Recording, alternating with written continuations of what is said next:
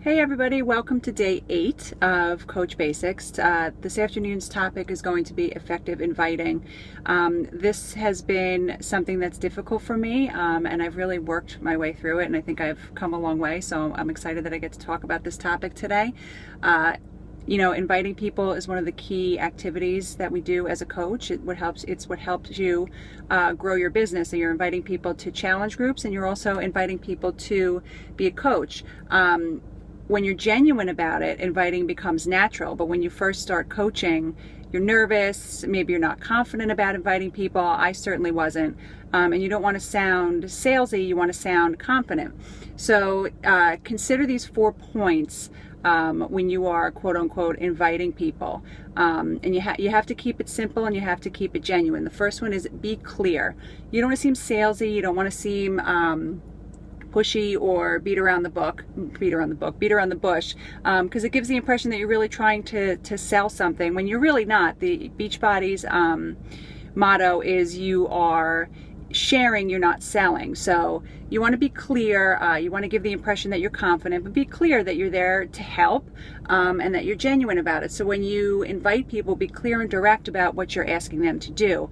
In the beginning I was not very good at this, and now that I've been doing it for several months, I'm perfectly comfortable saying to people, in a conversation, I'd love for you to join my next challenge group. Why don't you check out this program or that program? I'd love for you to join me next month in the group that I'm running. So if you be very direct about it instead of beating around the bush, because when you beat around the bush, you really don't seem confident in what you're trying to share with people. And if you're not confident, then people aren't going to be confident in what you're trying to show them. The second point is be conversational. Don't sound like you're reading from a script. Work it into a conversation. You're talking to somebody.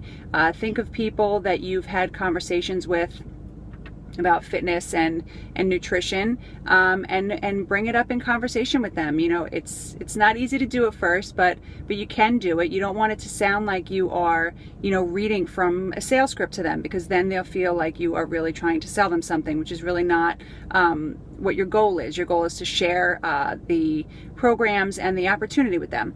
The third thing is to lower the pressure. This also is along the same lines of not feeling salesy when you talk to other people. Your focus should be on helping the other person, and not getting 2 Success Club points or 5 or 6 or whatever Success Club points if you sell a challenge pack. You can't focus on how many challenge packs you're selling. You have to be focused on really helping other people, finding the program that's right for them, and then you won't come off as salesy, and it lowers the pressure.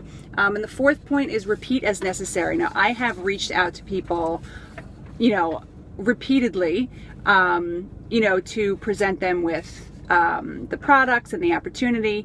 Now, you don't want to seem pushy, but if somebody has expressed interest to me about, say, 21-day fix and never followed through, maybe like a week later, I would follow up with them and say, hey, I just wanted to remind you that my group is starting on the 19th.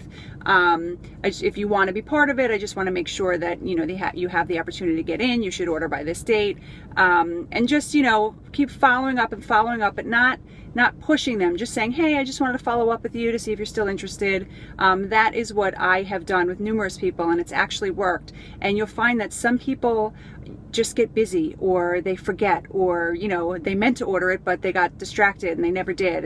And some people have said, thanks so much for the reminder, and then they order that night or the next morning. So it's good to follow up with people and repeat as necessary. I try, if I present the opportunity, either a challenge group product or the business opportunity more than twice, like if I reach out to somebody more than twice and I don't hear back from them, I don't push it. I don't follow up. If they reach out to me again and want to talk about it, that's fine, but I'm not going to follow up with somebody 3 and 4 times, and you shouldn't either.